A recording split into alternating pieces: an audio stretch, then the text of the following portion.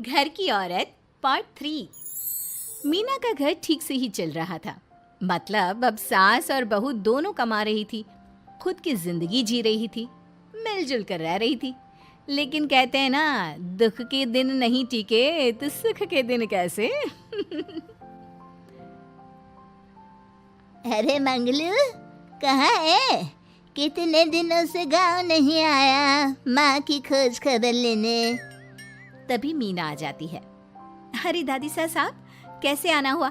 बताया नहीं हम स्टेशन आ जाते। ये बोलते हुए मीना अपनी दादी सास के पैर छूने के लिए झुकती है कि दादी सास जोर की लात मारती है। बड़ी आई, कैसे आना हुआ? मेरे पति का मकान है ये।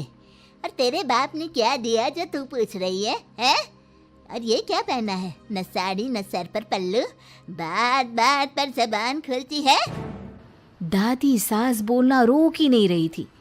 मीना को गुस्सा आने ही वाला होता है कि उसकी सास आ जाती है। क्या बात है मीना, कौन चिल्ला रहा है? मैं हूँ मंगलू की दुल्हन। बहुत चपर चपर कर रही है ये मीना बहू। इसकी जुबान पर लगाम लगवा ले। मम्मी जी, मेरी बहू है, घोड़ा थोड़ी ना है जो लगाम लगवा दूं। तभी वहां मंगलू यानी कि मीना का ससुर आ जाता है और मीना की सास को एक जोर का तमाचा लगा देता है। वाह, जुम्मा 2 दिन हुए नहीं कमाना शुरू किए, मेरी माँ के सामने होशियार बन रही है। मैंने बुलाया है माँ को, ये रहेंगी तो कम से कम इस घर की औरतें औकात में रहेगी। अरे जब से कमा रही है सर पर चढ़कर नाच रही है। चिंता न कर मंगलू, मैं आ गई हूँ ना। दोनों को लाइन में लगा कर रखूंगी। दोनों बहू ने मेरे मंगलू की जिंदगी खराब कर रखी है। तभी वहां पोता यानी कि मीना का पति आ जाता है।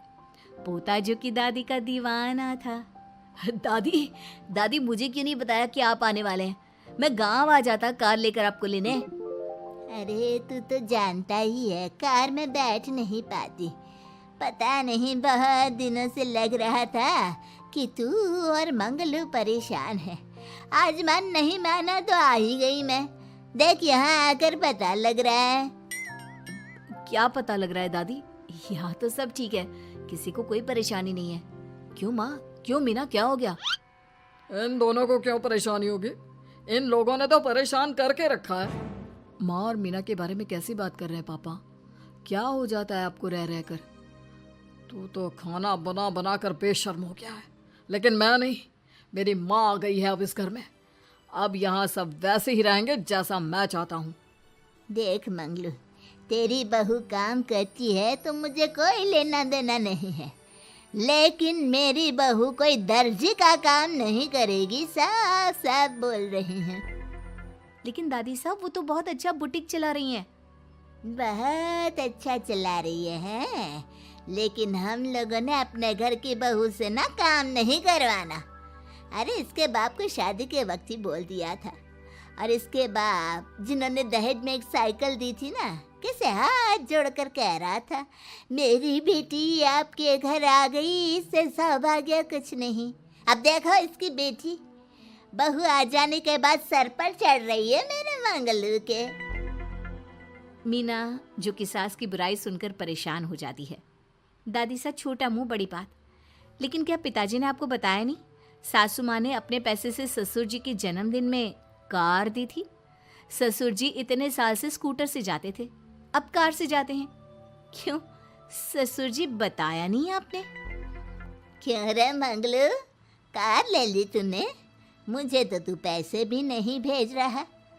2 महीने से कैसे कैसे दिन काट रही थी और तू यहाँ कार से घूम रहा है।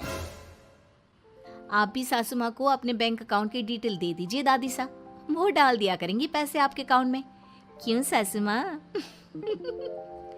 मंगलू यानी कि मीना का ससुर, जिसने अपनी माँ को गांव से सिर्फ अपनी बीवी को लगाम लगाने के लिए बुलाया था, ये सब देखकर जोर से चिल्लाता है।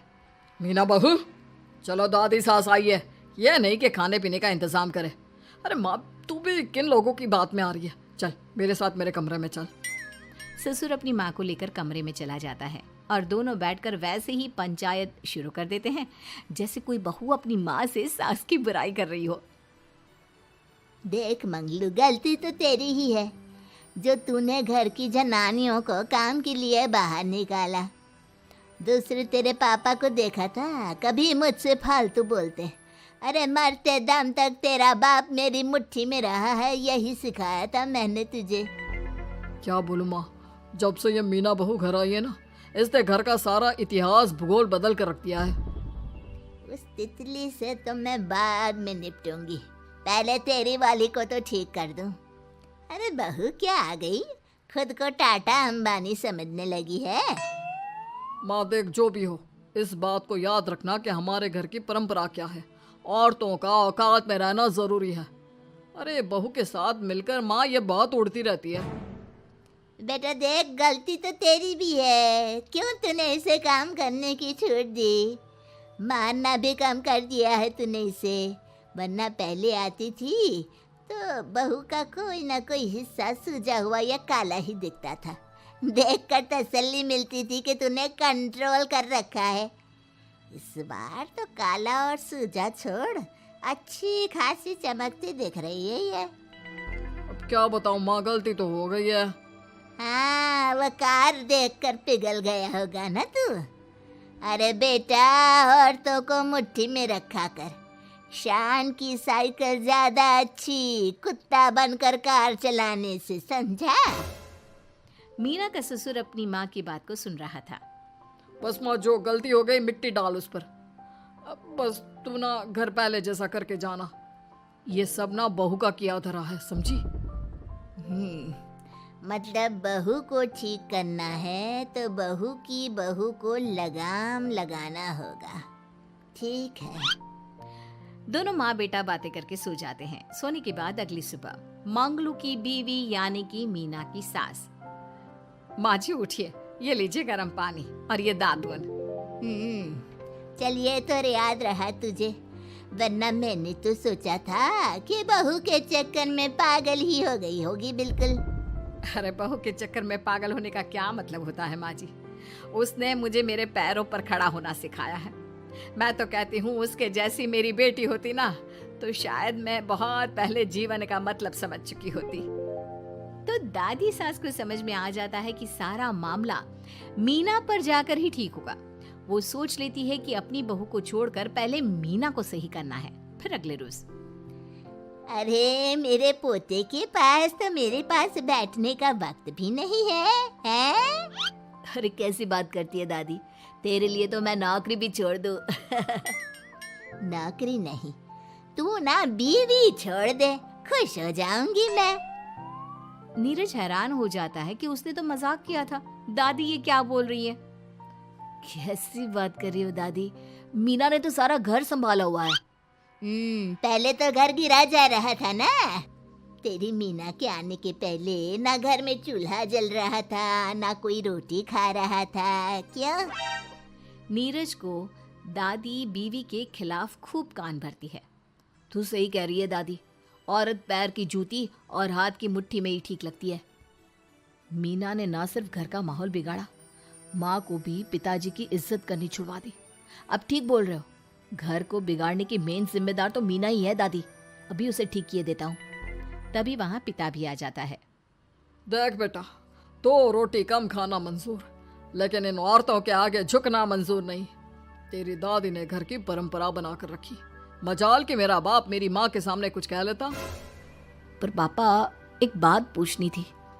रहने बेटा, तू ना कंफ्यूज है जीवन में, तू ना कंट्रोल कर पाएगा अपनी जनानी को। मंगलू, मेरी तो टिकट ही करा दे गाँव की। तुम लोगों के घर तो मर्दों की कोई इज्जत ही ना है, और ये मेरे घर की परंपरा ना है, मैं चली।